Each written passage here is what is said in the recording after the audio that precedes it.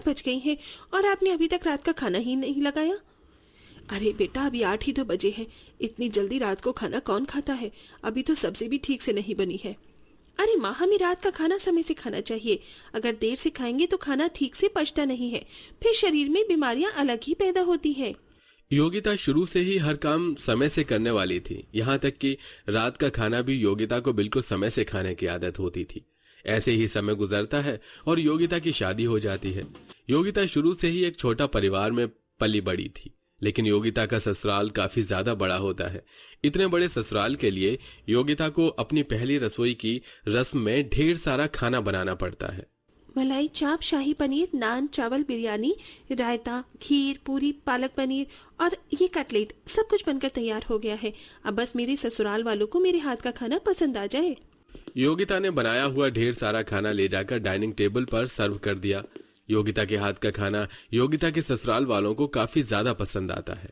योगिता बहू, खाना तो बहुत बढ़िया बनाती है तू। इसका मतलब तेरी माँ सच कह रही थी कि तुझे खाना बनाना काफी अच्छे से आता है। खाना तो खाना, ये मिठाई भी काफी अच्छी बनी है। मजा आ गया तुम्हारी पहली रसोई का खाना खाकर। अपने ससुराल वालों को अपनी पहली रसोई के खाने की इतनी तारीफ करता देख योगिता काफी ज्यादा खुश हो जाती है, जिसके बाद योगिता दोपहर में ही रात के खाने की लिस्ट भी तैयार कर लेती है। अच्छा हुआ मैंने अभी से ही खाने की लिस्ट तैयार कर दी। दोपहर के 3 बज रहे हैं, 6 बजे के खाने की तैयारी शुरू कर दूंगी। 8 बजे तक तो बन ही जाएगा। योगिता जैसे ही शाम के 6 बजे किचन में रात का खाना बनाने के लिए जाती है, तभी उसकी सास उसे रोक कर कहती है, अरे योगिता बहू, किचन में क्यों जा रही है? माँ जी, वो रात के खाने की तैयारी करने जा रही थी। क्या? लेकिन इतनी जल्दी क्यों? अभी तो सिर्फ शाम के 6 ही बज रहे हैं। माँ जी, खाने की वैरायटी कुछ ज्यादा है ना, इसीलिए मैं अभी से खाने की तैयारी कर रही हूँ। तब जाकर खाना बनाऊंगी तो 8 बजे जाकर ही खाना बनकर तैयार होगा। बहू, तुझे इतनी जल्दी खाना बनाने की कोई जरूरत नहीं है। आराम से 10 बजे जाना तू रसोई में खाना बनाने के लिए। क्या 10 बजे? लेकिन माँ जी, हमारे घर में तो 9 बजे ही खाना खा लेते हैं और आप तो मुझे 10 बजे खाना बनाने के लिए कह रही हो। ऐसे तो खाना रात के 2 बजे तक बनकर तैयार होगा। सबके घर में रात के खाना खाने का समय अलग अलग होता है। कोई जल्दी खाता है तो कोई लेट खाता है। हमारे घर में रात का खाना खाने का समय 2 बजे है। हम 2 बजे रात को ही खाना खाते हैं, इसलिए तो आराम से 10-11 बजे खाने की तैयारी करना। इतना कहकर मनोरमा वहां से चली जाती है।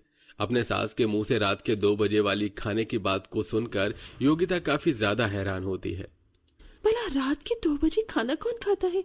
मैंने तो सुना था कि रात के 12 बजे से 3 बजे तक शैतानों के खाने का समय होता है। कहीं मेरे ससुराल वाले इंसान के रूप में बहुत चुड़ैल तो नहीं है? बेचारी योगिता रात के 10 बजे तक इंतजार करती है और जाकर 10 बजे रात के खाने की तैयारी करने लगती है, जिसमें उसे तकरीबन रात के 1 बज जाते हैं और अभी भी खाना पूरा नहीं बना होता। देर रात खाना बनाने की वजह से योगिता को बहुत जोरों की नींद आ रही थी। मेरी तो आंखें ही बार बार बंद हो रही है। कैसे खाना बनाऊं मैं पूरा? योगिता सिंक में मुंह धोती है और फिर से खाने की तैयारी करने लगती है।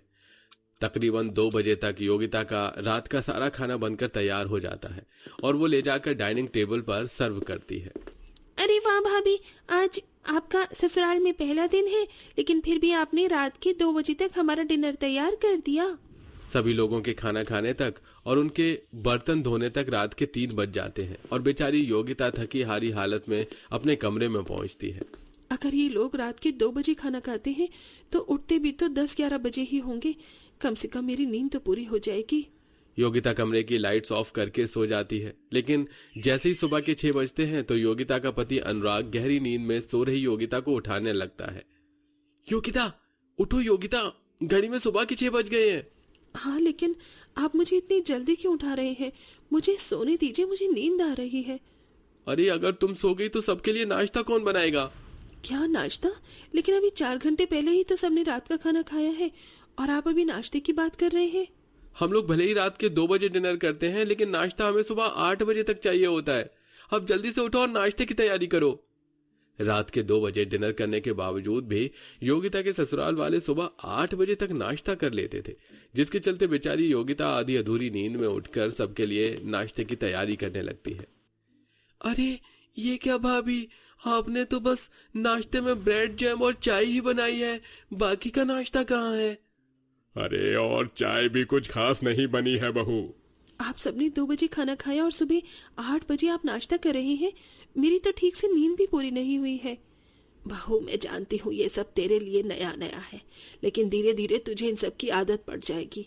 चल अब जा और जल्दी से हमारे लिए नाश्ता बना कर ला। बड़े ससुराल होने की वजह से योगिता को तीनों वक्त खाने में काफी सारी वैरायटी बनानी पड़ती थी। इसी के साथ रात के 2 बजे डिनर करना और सुबह 8 बजे नाश्ता करना, इनके बीच कुछ घंटे में ठीक से योगिता को अपनी पूरी नींद भी नहीं मिल पाती थी। इसलिए अब योगिता दोपहर में सोना शुरू करती है।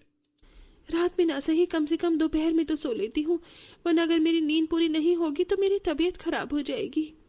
योगिता जैसे ही सोने लगती है कि तभी योगिता की जेठानी भावना उसके कमरे में आती है। अरे योगिता, तुम तैयार नहीं हुई? हमें घर का राशन लेने के लिए जाना था। भाभी, मैं भूल गई थी और मुझे काफ़ी नींद भी आ रही है। ठीक से मेरी नींद भी कुछ दिनों से पूरी नहीं हो पा रही। मुझे थोड़ी देर सोने दीजिए।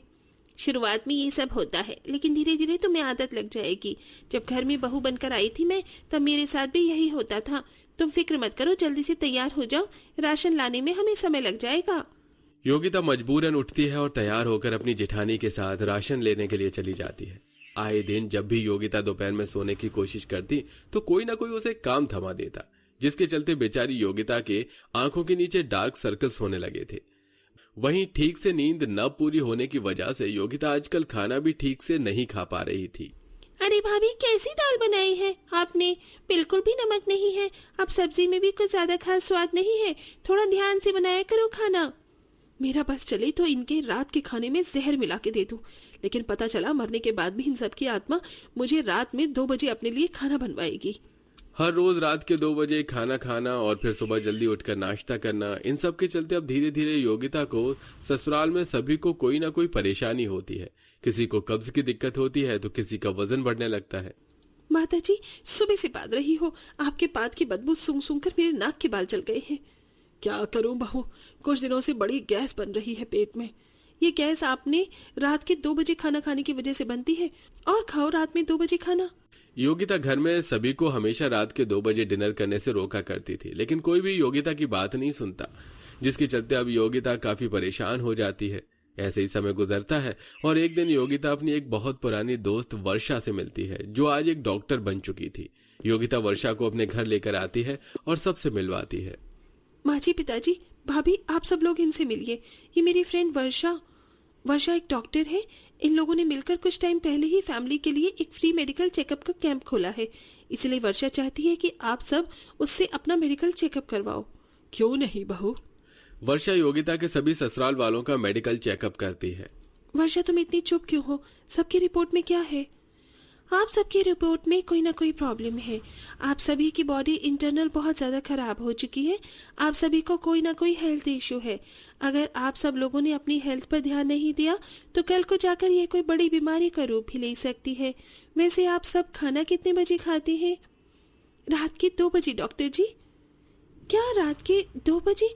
इसी की वजह से तो आप सबकी ऐसी हालत है। अभी भी वक्त है, अपनी इस आदत को सुधार लीजिए। ये सब क्या हो गया? हमने तो सोचा भी नहीं था कि हमारे साथ कभी ऐसा होगा। अब तो मैं कल से ही जिम जा रही हूँ। हाँ बेटा, तू सही कह रही है। योगिता बहू, आज से ही तू हम सबके लिए रात में खाना 9 बजे तक तैयार कर देना। अपने ससुराल वालों की बात सुनकर योगिता मन ही मन काफी खुश होती है और अब अपनी डॉक्टर दोस्त को बाहर छोड़ने के लिए जाती है और खुशी से अपनी सहेली के गले लग जाती है। थैंक यू यार, अगर तू ना होती तो ये सब कुछ कभी ठीक नहीं होता। थैंक यू की क्या बात है। अगर कोई और प्रॉब्लम हो तो मुझसे शेयर कर सकते।